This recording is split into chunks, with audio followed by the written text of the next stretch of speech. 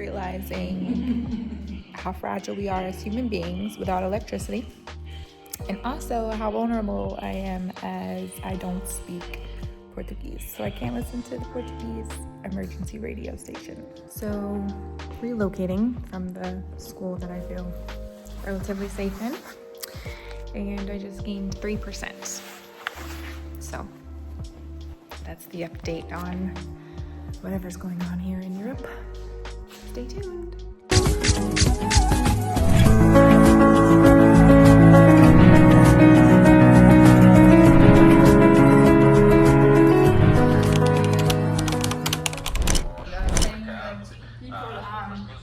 Sending fake news.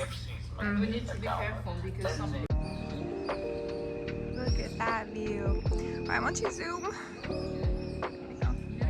About it. I tell you the story. Got to the Airbnb. Met some other Airbnb residents. We can't access the building because it requires digital access.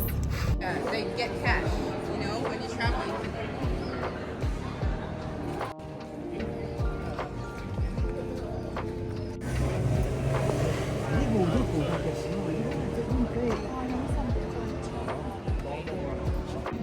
So, sidewalks are kind of populated, streets are desolate, can't find food, but there's plenty of alcohol, and everywhere wants cash. Cash is king today. And can't eat.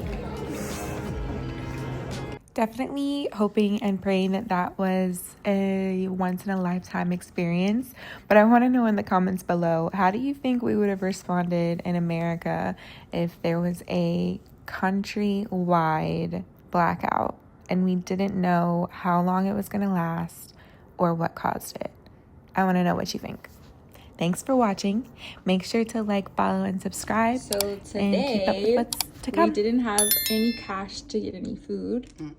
And we were given a loaf of bread. And so I said, that's enough bread. Jesus fed thousands of bread. And then Natima found €5 in her pocket book. And we were able to get 2 codfish cakes. Follow me. So we have 2 fish. This is one, but we have 2 fish. Yes. And a loaf of bread. Just like the story of Jesus. Yes. How amazing is God? How amazing is God? We have power!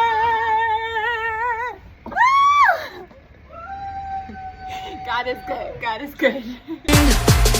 I wanna be my dream.